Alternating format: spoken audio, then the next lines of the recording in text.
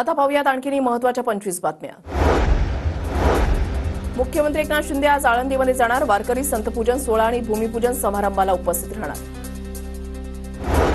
उपमुख्यमंत्री अजित पवार आज बारामतीच्या दौऱ्यावर। बारामतीमध्ये दादांच्या उपस्थितीमध्ये विविध कार्यक्रमांचं आयोजन। सकाळी कसबा इथे जनता दरबार तर कार्यकर्त्यांचे पक्षप्रवेश होणार। मनसे अध्यक्ष राज ठाकरेंच्या गणपतीचं आज विसर्जन होणार। गणरायाचं काल आगमन झाल्यानंतर आज 1.5 दिवसांच्या गणेशाला मनोभावे निरोप दिला जाणार। लालबाग राजाला मिळालेलं पहिल्या दिवसाचं दान आज मोजणार। आज 10 वाजता दानपेट्या उघडल्या जाणार। 1.5 दिवसाच्या गणपतीचं आज विसर्जन होणार। मुंबईमधील समुद्रकिनारी आज आपल्या लाडक्या बाप्पाला निरोप दिला जाणार। पुण्यातील श्रीमंत दगडूशेठ गणपती इथे महिलांकडून अथर्व शीर्ष पठण। पहाटेपासूनच गणपती बाप्पाच्या दर्शनासाठी भाविकांची मोठी गर्दी। शालेय मुलांच्या सुरक्षेच्या चौकशीसाठी 7 सदस्यीय समिती। बदलापूर इथल्या लैंगिक अत्याचाराच्या घटनेच्या पार्श्वभूमीवर समिती। मुलुंड नवघरमध्ये बॅनर लावणाऱ्या गणेश मंडळाच्या 2 कार्यकर्त्यांना बीएमडब्ल्यू कारनं उडवलं। एकाचा मृत्यू तर 1 जण गंभीर जखमी। घटनास्थळावरून पळून गेलेल्या आरोपीला पोलिसांनी बेड्या ठोकल्या। पिंपरी वाहतूक पोलीस, पालिका आणि राष्ट्रीय महामार्ग प्राधिकरणाकडून शहरातील रस्त्यांचं सर्वेक्षण। 26 चौकांमधील वाहतूक कोंडी सोडवण्यासाठी उपाययोजना सुरू। पोलीस आयुक्त विनयकुमार चौबे यांची माहिती। देशभरातील 12 किल्ले मराठा लष्करी भूप्रदेश अंतर्गत जागतिक वारसा स्थळांच्या नामांकनासाठी प्रस्तावित। युनेस्कोची समिती 27 ते 30 सप्टेंबरला पुणे जिल्ह्यातील किल्ल्यांना भेट देणार। केरळमध्ये झालेल्या जागतिक सिलंबम स्पर्धेमध्ये पुण्यामधील मुळशी तालुक्याचा डंका। प्रसन्न कंधारेनं पटकावली 2 कांस्य पदकं। प्रसन्नाला मिळालेल्या यशाचं परिसरातील नागरिकांकडून कौतुक।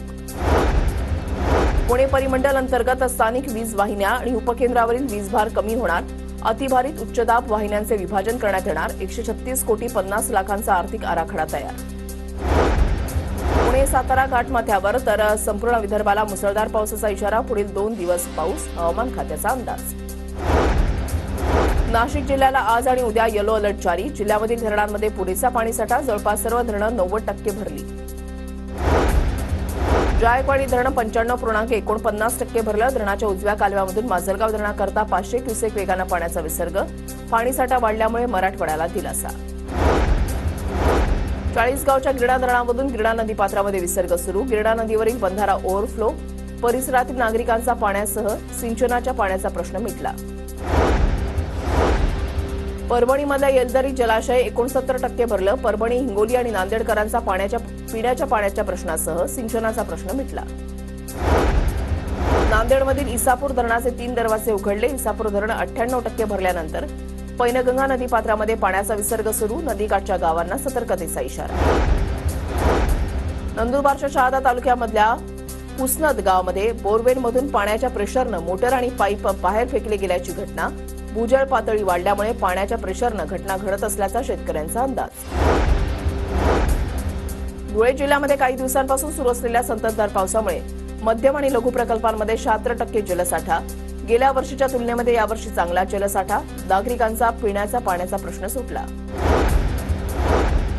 शेतकऱ्यांच्या शेतीला आता शेतकऱ्याचं आधार कार्ड जोडलं जाणार। एका शेतकऱ्याच्या नावावर किती शेतजमीन आहे, कोणत्या गावात आहे याची एकत्रित माहिती गोळा करण्यासाठी मदत होणार। शेतकऱ्यांना सिंचनासाठी वीज पुरवठा करण्यासाठी शासनाकडून मुख्यमंत्री सौर कृषी वाहिनी योजना सुरू। या प्रकल्पामुळे शेतकऱ्यांना दिवसा वीज पुरवठा उपलब्ध होणार। कोल्हापुरात गणेश आगमनाच्या मिरवणुकीदरम्यान लेझर लाईटच्या अतिवापरामुळे बंदोबस्तासाठी असलेल्या पोलिसाच्या डोळ्याला इजा तर उजगावमधील तरुणाच्या डोळ्यातून रक्तस्राव। जळगावच्या चाळीसगावमध्ये गणेश उत्सवाच्या निमित्तानं अयोध्येमधील राम मंदिराचा देखावा। 6000 थर्माकोलपासून अयोध्या इथल्या मंदिराची प्रतिकृती। आज संत श्री गजानन महाराजांचा पुण्यतिथी सोहळा। भाविकांची संत नगरीमध्ये मोठी गर्दी।